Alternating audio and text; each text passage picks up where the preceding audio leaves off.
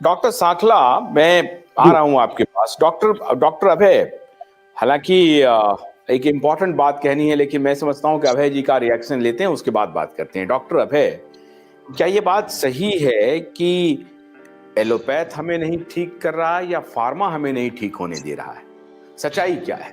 Doctor Sakhla कहते हैं कि नहीं, एलोपैथ फ्लॉड है पूरी तरह से, एलोपैथ ही नहीं हो सकता है, और फार्मा एक करेला है, उस पर नीम चढ़ गया है। मैं लेकिन ऐसा नहीं मानता हूं, मैं नहीं मानता हूं। आपका क्या मानना है कि एलोपैथ वाकई में पैथ है ही नहीं, पैथी है ही नहीं, वो इलाज का कोई तरीका नहीं है, जो एलोपैथ की जो फिलॉसफी है? देखिए, एलोपैथ, बहुत सारे एलोपैथ जो है वो फार्मा लॉबी से हैक हो चुके हैं, उनको पता भी नहीं चला है वो हैक हो चुके हैं। और जो उनके एमआरआई के पट्टी पढ़ा के जाते हैं या कोई स्कीम देके जाते हैं, उस पे वो प्रिसाइड करते रहते हैं। और इवन मेडिकल टेक्स्ट बुक में ये फॉसी जो है, हमारी एक बहुत स्टैंडर्ड मेडिकल टेक्स्ट बुक है, हैरिसन प्रिंसिपल इंटरनल मेडिसिन, जो इवन एलोपैथिक लोग भी उसको ही बाइबल समझते हैं, उसमें भी उसकी एंट्री आ गई है वो बंदे की, डॉक्टर फॉसी की। तो ऐसे इवन बेसिक टेक्स्ट बुक में ही अगर आप लिख दो कि यही दवाई कारगर है या देना चाहिए, तो ये कॉपी पेस्ट करके वही देना चालू करते हैं। अच्छा, रही बात एलोपैथिक डॉक्टर की, बहुत सारे एलोपैथिक डॉक्टर बहुत अच्छे हैं, उनके खुद के अच्छे विल से बहुत सारे पेशेंट ठीक होते हैं, लेकिन वो उनके विल से, अगर दवाई के केमिकल से नहीं, वो केमिकल से तो नुकसान ही करते हैं। जैसे डॉक्टर संगला कहते हैं कि केमिकल तो बर्बाद ही करता है, तो बिल्कुल सही है। हम ये जानना चाहते हैं डॉक्टर साहब कि allopathy is a science of chemical medication और allopathy is something else that we need to understand. क्योंकि मुझे ये लगता है कि जैसे आयुर्वेद और नेचुरोपैथ और होम्योपैथ, एलोपैथ का आज थोड़ा डिफिनेशन ही हो जाए, और मेरे ख्याल से आपसे ज्यादा कॉम्पिटेंट कौन होगा डॉक्टर? ने डॉक्टर साखला बोलना चाहते हैं, कुछ बोलिए। जी, मैं आपसे एक सवाल करता हूं, केमिकल्स को एलोपैथी से निकाल दीजिए, क्या बचता है देख लीजिए आप।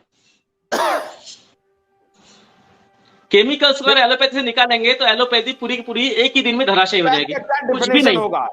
This is the science of chemical. Yes definitely, क्योंकि पूरा, मैं आपको एक बेसिक बात बताता हूं, इंटरनल मेडिसिन का जो किताब है, जो बाइबल माना जाता है एक एमबीबीएस स्टूडेंट के लिए, हैरिसन का, डॉक्टर हैरिसन का, उसको किताब में क्या पढ़ाया जाना चाहिए, पूरा रिसर्च, ये पूरा कंपनी, फार्मा कंपनियों का $11 लाख मिलियन का पेमेंट हुआ है 2018 में डॉक्टर हैरिसन को, क्योंकि वो चाहती वही है जो उसमें लिखा जाए, वही डॉक्टर पढ़ेंगे जो कंपनियां पढ़ाना चाहती है। पूरा रिसर्च क्या है, टू क्रोनिफाई डिसीज। हैरिसन की बात अभी हो रही है 2018 में?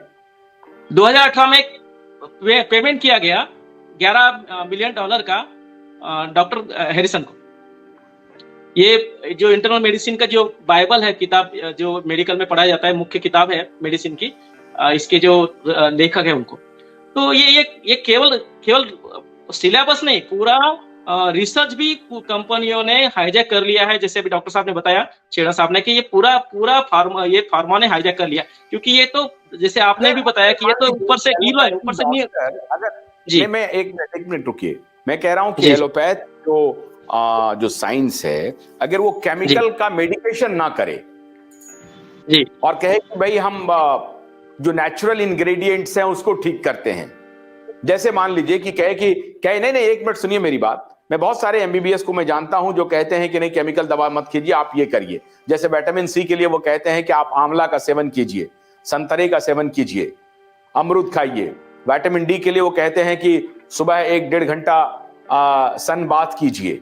वो कहते हैं, डॉक्टर ऐसा करते हैं, और उसके बाद भी नहीं होता है तो फिर ऑल्टरनेट जो है तो विटामिन डी का वो प्रेस्क्राइब करते हैं। फिर उसी तरीके से ई, बी, सी, जितने जो 12 विटामिन हैं उसके बारे में भी बोलते रहते हैं।